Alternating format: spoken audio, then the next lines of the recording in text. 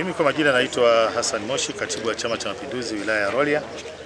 Lakini leo na kofia zote mbili, katibu wa Chama cha Mapinduzi na kaimu mwenyekiti wa Chama cha Mapinduzi wilaya yetu ya Rorya, ambaye mzee Ungujo alipaswa kuwa kiongozi mkuu katika msafara huu. Ziara yetu imeanza vizuri toka asubuhi majira ya saa 3 mpaka hapa tunapohitimisha siku ya leo. Lengo kubwa ni kuhakikisha tunafuatilia miradi ambayo inatekelezwa na serikali ya Chama cha Mapinduzi kwa ngazi yetu ya wilaya katika sekta mbalimbali. Leo tumetembelea miradi katika sekta kubwa 3. Sekta ya afya, tumeenda sekta ya elimu, lakini na maendeleo ya jamii kwa maana ya vikundi vile vinavyokopeshwa fedha kupitia halmashauri zile ya 10%. Na tumeridhishwa. Vikundi ambavyo tumevitembelea vimeonyesha kuimarika na kuendelea kukopeshwa na wakati huo wanarejesha fedha vizuri. Na changamoto ambazo tumeziona ni za kawaida, hasa wakandarasi kutokumaliza miradi kwa wakati. Na changamoto hii ukifuatilia sana unaambiwa mchakato ule wa kuwapata toka fedha zilipoingizwa inachukua muda mrefu katika mfumo ule wa Next.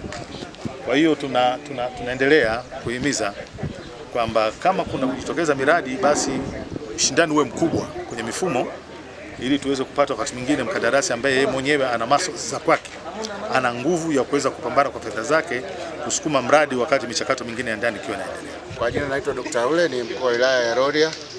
Siku ya leo tuna kamati yetu ya siasa ya wilaya ya Rorya kiongozwa na mwenyekiti ambaye ni katibu wa CCM wa wilaya, inafanya ziara kukagua utekelezaji wa ilani ya uchaguzi wa CCM kwa kipindi cha kuanzia mwezi Julai mpaka Disemba mwaka 2025.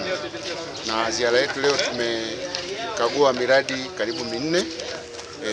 Kulikuwa na shule ya sekondari pale Kowaki, shule mpya ambayo imejengwa kwa ajili ya kuwapunguzia umbali mrefu wanafunzi ambao wanasoma kwenye ile kata ya Nyathorogo. Kwa hiyo kwa pale wameangalia ujenzi wa shule mpya na kuona wanafunzi wanapopata huduma ya elimu. Lakini pia wamepata nafasi ya kutembelea kituo cha afya cha Kuruya na Rabo ambavyo vimejengwa na hapo pia vinakusudia kusogeza huduma karibu na wananchi. Na hapa Ruhu tunajenga kituo cha afya. Zahanati kama unavyoiona, zahanati inaendelea, ni zahanati ya siku nyingi na kulingana na idadi ya wananchi wa eneo hili. Kwa hiyo watu ni wengi kwenye eneo hili la shughuli za uvuvi. Kwa hiyo ujenzi unaendelea. Tunawashukuru wananchi wa hapa Ruhu, wameanza jengo hili kwa gharama zao wenyewe karibu milioni 40, na sasa hivi serikali imetoa fedha, tunakamilisha hili jengo. Tutaendelea kujenga majengo mengine ili huduma zile za kituo cha afya badala ya kwenda Kinesi ambako ni mbali zitakuwa zinatolewa hapa. Sana nichukue nafasi hii kumshukuru Rais wetu Dr. Samia Suluhu Hassan kwa kuendelea kutupatia fedha za kuboresha miundombinu ya kutolea huduma, hasa elimu, shule za msingi na sekondari, na sasa hivi kwenye zahanati na vituo vya afya.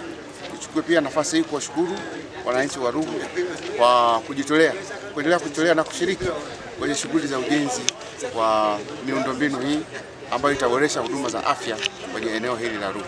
Kwa wasimamizi wa vituo mradi huu tunajenga kutumia force account. Kwa hiyo niwashukuru wale walioteuliwa kwa zile kamati 3 kwa namna ambavyo wanaendelea kusimamia.